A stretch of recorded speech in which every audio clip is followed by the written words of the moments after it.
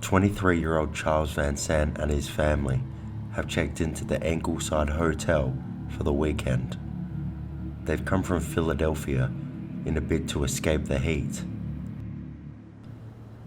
Around 5 p.m, Charles and his family decide to visit the adjacent beach. Charles heads for the water for a relaxing swim.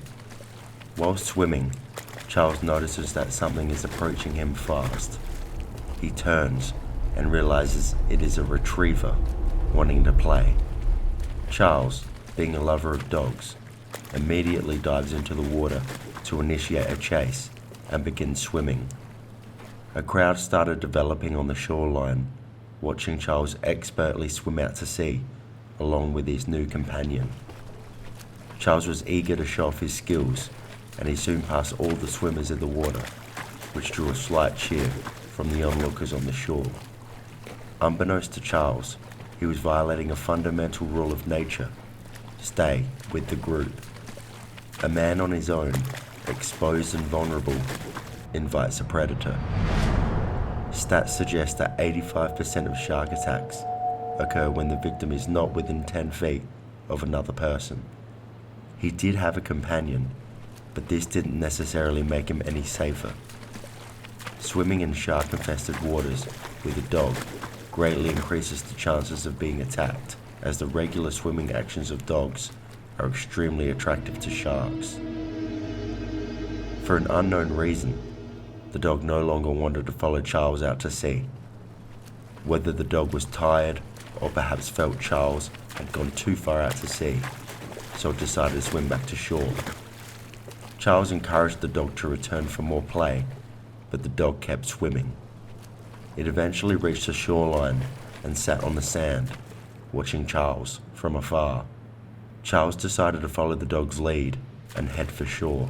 As he approached, an onlooker noticed something odd. A dark fin appeared in the water behind Charles. Another onlooker yelled to Charles, "Look out," but Charles could not hear them. In that moment, an awful feeling swept over Charles. His instinct was kicking in, but it was too late. In extremely shallow water, giant jaws splashed from under the Atlantic Ocean and took a bite into Charles' left leg.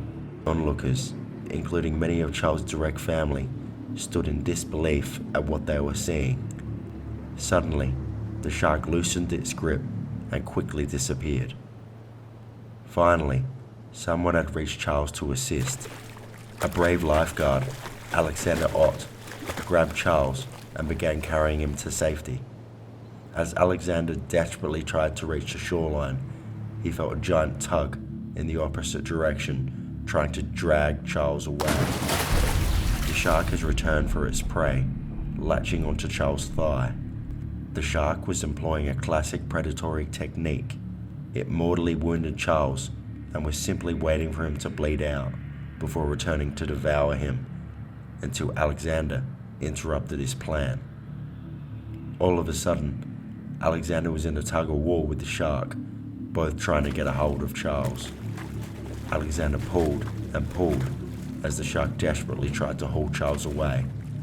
The shark's strength was immense. Alexander struggled to tear Charles from its grasp.